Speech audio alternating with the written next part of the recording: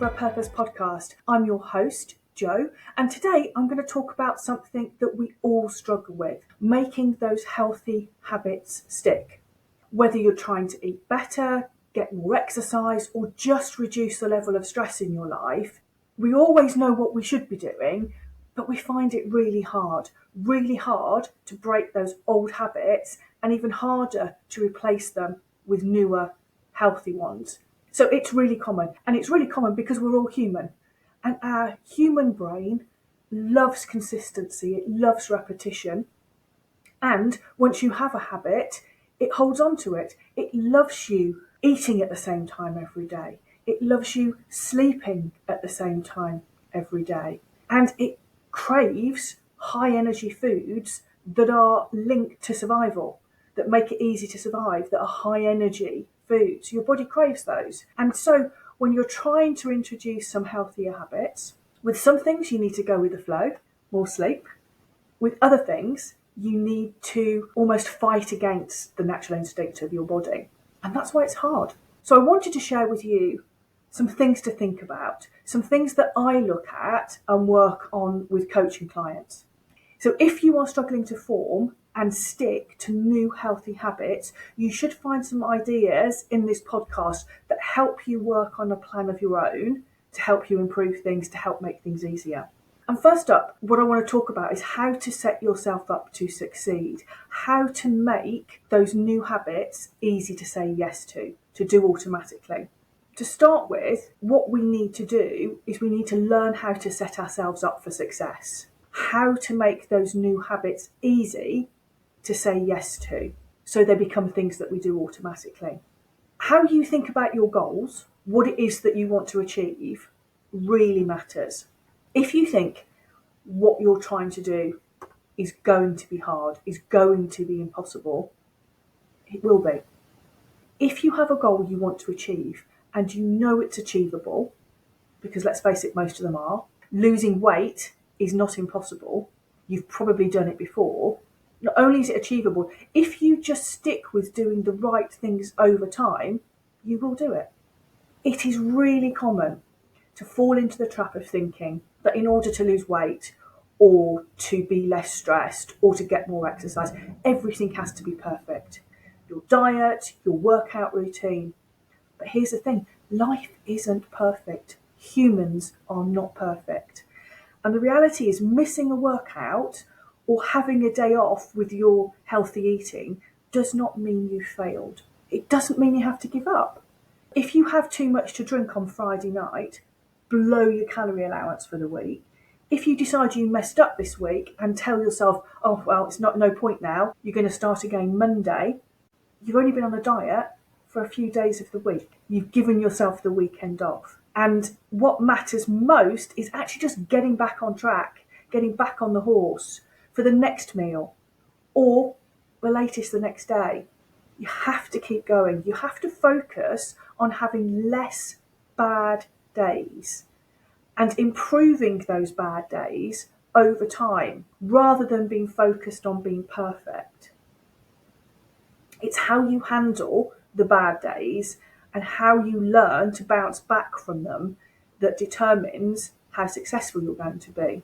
The odd, excellent day of completely nailing your calories and your macros doesn't make you super fit. It doesn't make you a dress size smaller. It's the accumulation of lots of not so bad days that get less worse over time. A few pretty good days and the odd perfect day here and there, those are what's going to get you where you need to be. So it's about having a bit of perspective, developing a bit of perspective about how bad that indulgence on Friday night was and focusing in on how you can make it less bad moving forward. If you're familiar with the phrase adopting a growth mindset, you'll know it means embracing challenges, learning from setbacks, and understanding that effort and sticking with it is how you are successful in anything that you do. When it comes to forming new habits, working on having a growth mindset is really important. It's what's going to get you where you want to be. Learning to reflect on what happened, why it happened, and finding ways that work for you to reduce the chances of that happening again in future, to stop you bowling into a new week after a Friday night step back, after having the weekend off because you've started again on Monday. Learning to reflect on what happened, why it happened, and finding ways to reduce the chances of it happening next week and the week after. If you do that and you try and figure out how to make that Friday less bad and how getting back on track for the weekend is the way you'll succeed, and finding ways to make the process easier for yourself or less hard, and how to get back on track for the weekend is the way to succeed. Finding those ways to make the process easier for yourself. If you don't do that, that's why you keep yo-yoing between diets, why you throw yourself into health kicks for a few weeks and drop those New Year's resolutions by the end of January. So how can you make it less hard? You need to find ways to make the process of sticking to the new habits easier on yourself. You need to remove some of the barriers that keep tripping you up. A bit of awareness about what it is that's tripping you up, and a bit of planning. Thinking about your day, your week ahead. If you rock up each day on a hope and a prayer, you are really setting yourself up for failure. So a couple of things I'd suggest. So if weight loss is your goal, I'd recommend meal planning. Now, I know meal planning might sound tedious, but hear me out. Taking some time at the start of the week to plan out your meals can save you a ton of stress. It can help you make healthier choices. Most of us do a weekly shop, or maybe a couple of times a week, and planning out your meals is simply planning that shopping list around what you're going to be eating, making a few healthy swaps. It's about removing the guesswork and making healthy eating, healthy snacks as easy as possible. So make your shopping list and plan your meals with your goals in mind. If you stock your cupboards full of quick, easy snacks that don't align with your goals, then don't be surprised if you reach for them when you're short of time, when you're hungry, you're tired, you're a bit stressed. The next thing I would suggest is please do not overlook the power of a good night's sleep. Prioritise your sleep. When you're tired, everything is harder, including sticking to those healthy habits. You are going to crave carbs. You are going to seek out comfort food. You'll want sugar to wake you up. Your body, your brain will be taking over. So make sure you're getting enough rest. It's really important. And if you know you're going to have less sleep over a given weekend because there's a party or something going on, or because of how your work shifts are falling, plan to have some easy, healthier snacks to hand to fill the gap. If you've got a sweet tooth, you've still got options, whether it's a bowl of fruit. I prefer a fruit smoothie, a protein fruit smoothie. You can make it with chocolate protein powder if chocolate's your thing. If you've got fruit in there, you can also nail one of your 5 a day. There are ways to plan for those cravings, so you have a plan. You know what? If you're tired, if you've been to a party, you may still go over your calories.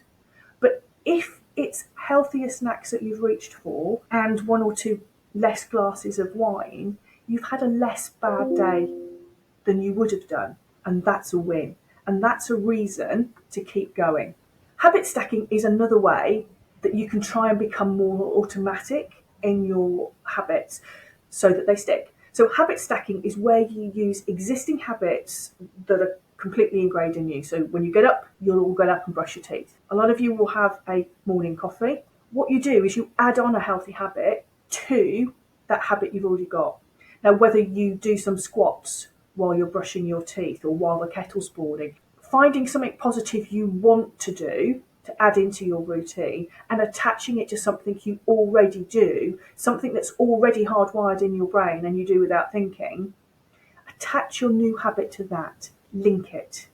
Your brain likes order.